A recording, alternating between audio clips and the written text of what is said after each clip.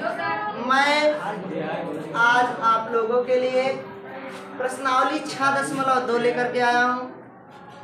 इसका प्रश्न नंबर 1 जो है यहाँ व्हाइट बोर्ड पर छप चुका है। इस प्रश्न में बताया था कि 3 समांतर रेखाएं AB, CD और EF 3 समांतर रेखाएं दी गई थी, जिसको कोई एक तिर्यक रेखा ऐसे काट रही थी। 3 समांतर रेखा AB, उसके बाद CD और EF, जिसको कोई एक तिर्यक रेखा काट रही थी। ये समांतर देखो मैं दिखा दिया जो समांतर दी गई है। इसके साथ साथ दिया गया था कोण Y और Z का अनुपात 3:7। 3:7 है। अब हमको जो ज्ञात करना है वो ज्ञात करना है, x का मान ज्ञात कीजिए। जो कोण x दिख रहा है इसका मान ज्ञात करना।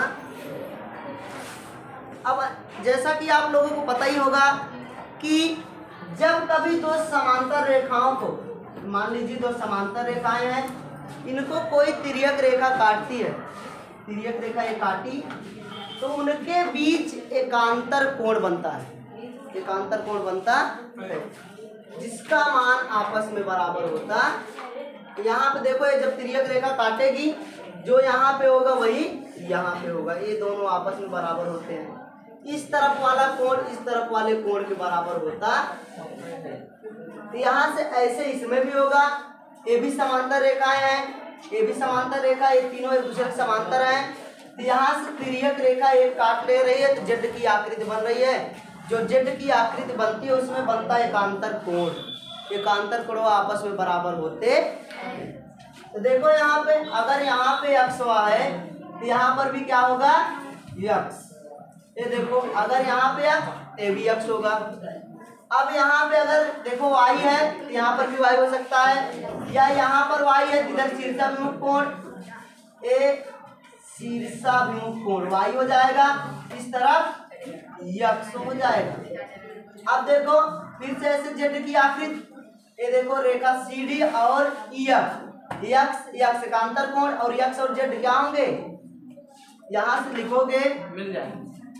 अब हल में लिखोगे, ये देखो जो x और z है, x और z, क्योंकि ये दोनों समांतर रेखाएं हैं।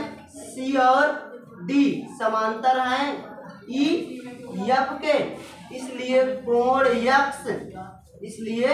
कोण x बराबर होगा कोण z के, क्योंकि एकांतर कोण है।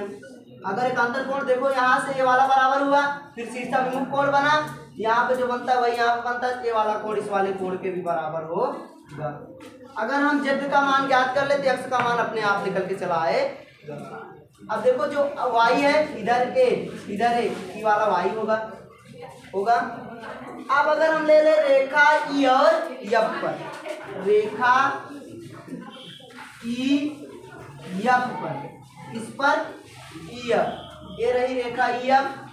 यहाँ से एक रेखा का कोण सदैव बार बार चर्चा होते आ रही है, हर बार एक रेखा का कोण 180 अंश होता है। यहाँ से रेखा E और F, ये EF रेखा है, इस पर 2 कोण, एक y और z, इस पर 2 कोण y z बन रहा है। यहाँ से देखो ये y z, अगर हम दोनों कोणों को मिलाएंगे y + z बराबर 180 अंश। अब यहाँ से y z का अनुपात भी दिया गया है, y z का अनुपात। अगर यहाँ से अगर अनुपात हटाना हो तो क्या करो, इसके सामने कुछ मान लो, चाहे जो x मान लो। यहाँ से अगर y z का अनुपात हटाना है तो y का मान हो जाएगा यहाँ से 3x।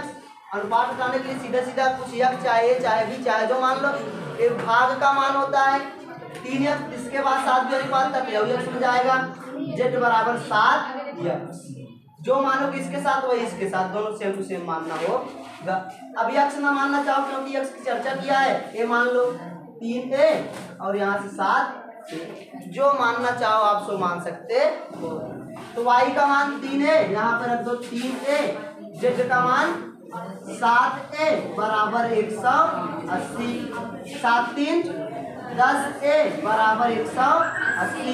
ये 10 गुणा इधर जाएगा भाग, a बराबर 180/10, 0 0 कट गया, a आ गया a बराबर 18। अब अब ए का मान पता चल गया तो यहाँ से y का मान भी निकाल सकते हो। y बराबर ए का मान कितना 18, तो 3 गुणे 18, 18 तिरिक 54, 18 तिरिक 54।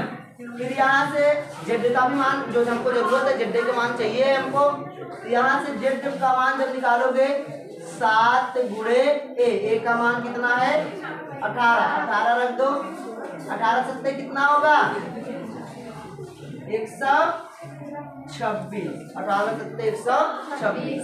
अब अगर z का मान 126 आया तो यहाँ से x और z बराबर हैं, x और z क्या है बराबर, लिखोगे x और z बराबर है, अर्थात x बराबर कितना आ जाएगा 126।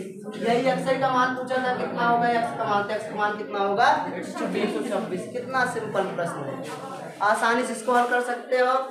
एक नई बुक जो 23-24 आई है उसका अपडेट प्रश्न है।